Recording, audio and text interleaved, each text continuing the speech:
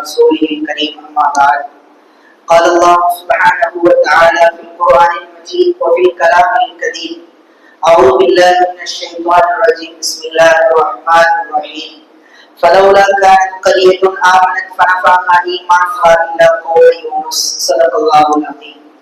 எல்லாம் அல்ல அல்லாஹ்வின் பேரருளால் 7வது நோன்பையும் 8வது நோன்பையும் 9 தராவீஹ்களையும் முடித்து கிட்டத்தட்ட 11 ஜுஸு ஓதவும் கேட்கவும் அல்லாஹ் நமக்கு தௌஃபீக் செய்துள்ளார். மேலும் மீதமுள்ள தராவீஹ் தொழுகைகளை தொழுகவும் மீதமுள்ள நோன்புகளை சரியான முறையில் நோக்கவும் அல்லாஹ் நமக்கு தௌஃபீக் செய்வானாக. இல்லாமல்ல அல்லாஹ்வின் பேரருளால் இன்றைக்கு ஓதப்பட்ட ஒரு வசனத்தில் இன்றைக்கு முழுக்க சூரா யூனுஸ் அலைஹிஸ்ஸலாம் அவர்களை பற்றி தான் அல்லாஹ் ஒரு அத்தியாயத்தையே இறக்கி வைத்திருக்கின்றார். பல நபிமார்களுடைய பெயர்களில் அத்தியாயங்களில் இறக்கி வைக்கப்பட்டன. அப்படி அந்த வரிசையில் ஆரம்பமாக குர்ஆனுடைய அந்த தர்த்தீபில் ஆரம்பமாக பேசப்படக்கூடிய வரலாற்று நபிமார்களுடைய வரலாற்று அத்தியாயங்களில் யூனுஸ் அலைஹிஸ்ஸலாம் அவர்களுடைய அத்தியாயம் தான் முதலாவது. தெளிவாக மிகவும் விரிவாக அல்லாஹ் இதை பேசுகின்றார். அதிலே யூனுஸ் அலைஹிஸ்ஸலாம் எந்த பகுதியில் வாழ்ந்தார்கள், அவர்கள் எந்த கூட்டத்திற்கு நபியாக அனுப்பப்பட்டார்கள், அவங்களுடைய முழு விவரம் என்ன என்ற வரலாற்று சுருக்கத்தை மட்டும் பார்க்கின்றோம். யூனுஸ் அலைஹிஸ்ஸலாம் அவங்க பனு இஸ்ரவேலர்கள் என்ற அந்த சமூகத்திற்கு நபியாக அனுப்பப்பட்டார்கள். பனு இஸ்ரவேலர்கள் மூசா அலைஹிஸ்ஸலாம் அவருடைய காலத்திற்கு பின்னால கிட்டத்தட்ட 75 நபிமார்கள் அந்த கூட்டத்துக்கு மட்டும் வந்திருக்காங்க. அதுல ஒரு நபி தான் யூனுஸ் அலைஹிஸ்ஸலாம். இவங்க எந்த பகுதிக்கு அனுப்பப்பட்டாங்க அப்படின்னா, இன்றைய ஈராக்கில் உள்ள தஜ்லா நதிக்கு அருகில் உள்ள நைனவா அப்படின்ற ஒரு ஊருக்கு இவங்க நபியாக அனுப்பப்படுறாங்க. கிட்டத்தட்ட 1 லட்சம் மக்கள் அங்கு வசித்து வருகின்றார்கள். அந்த பகுதி மக்களுக்கு இவங்க நபியாக அனுப்பப்படுகின்றார்கள். கிட்டத்தட்ட நபிமார்களுடைய அந்த நிஸ்பத்துன்னு சொல்லுவாங்க, அவங்களுடைய பேர் எப்பவுமே தந்தையோட தான் இணைத்து பேசப்படும்.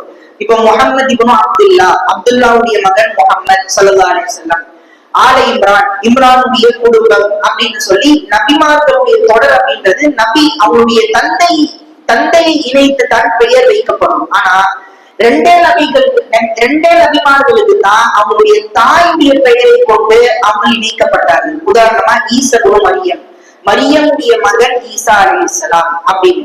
இன்னொரு நபியார்னா இந்த யூனுஸ் அலைஹிஸ்ஸலாம். இவங்களுடைய தந்தையை வைத்து இவர்கள் இணைக்கப்படவில்லை பேர். இவங்களுடைய தாய் மத்தா அப்படின்றவங்க தான் வரலாற்றில் அறியப்பட்டவங்க இருந்தாங்க. அதனால இவங்களுடைய பெயரை அவங்களுடைய தாயை கொண்டு இணைக்கப்பட்டது. யூனுஸ் இப்னு மத்தா அப்படின்னு சொல்லுவாங்க. இவங்களுடைய தாய் மத்தா என்ற பெண்ணினுடைய மகன் யூனுஸ் அலைஹிஸ்ஸலாம் அப்படின்னு சொல்லுவாங்க.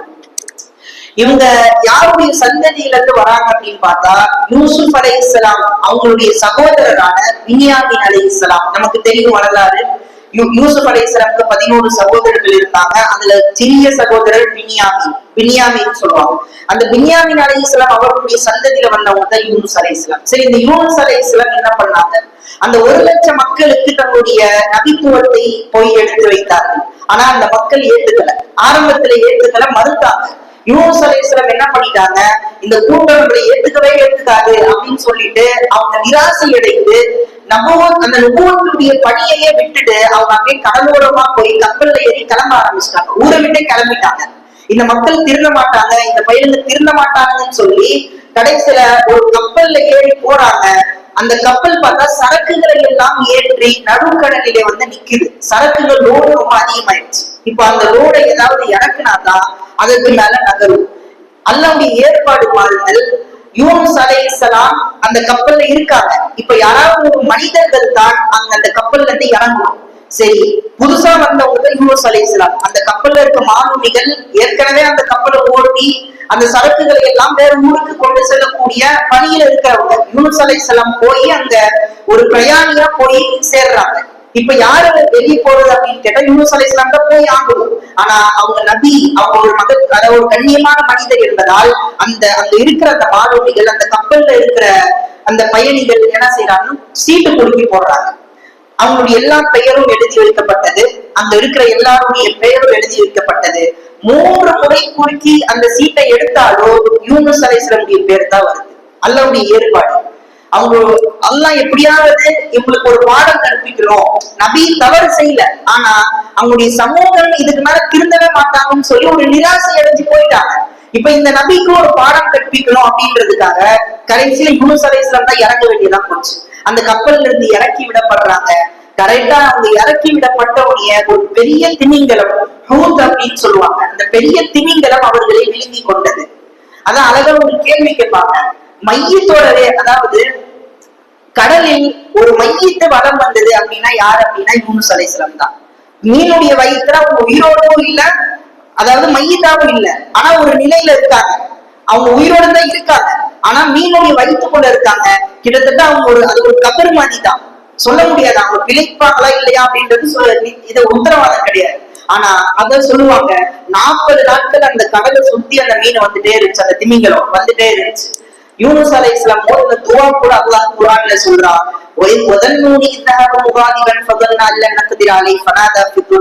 அந்த இருள் சூழ்ந்த மீன் வயிற்றுக்குள்ள இருந்து நபி அவர்கள் அழைத்துக் கொண்டே இருந்தார்கள், ரப்பே லா இலாஹ இல்லா அன்த சுப்ஹானக், ரப்பே உன்னை தவிர வணக்கத்திற்குரியவன் வேறு யாரும் இல்லை, நீ பரிசுத்தமானவன், இன்னி குன்து மினல் ஸாலிமீன், நான் பாவம் செய்து விட்டேன், நான் அநியாயம் இழைத்தவர்களில் ஆகிவிட்டேன், எனவே என்ன மன்னிச்சிரு அப்படின்னு 40 நாட்கள் கேட்டாங்க. 41 நாள் 41வது நாள் அந்த திமிங்கலம் கரையில போய் யூனுஸ் அலைஹிஸ்ஸலாம் அவங்கள போட்டுருச்சு. சரி, யூனுஸ் அலைஹிஸ்ஸலாம் திரும்ப அந்த மக்களிடத்தில் வந்தாங்க. அந்த மக்களுக்கு வேதனை இறக்கப்பட்டிருக்கும்.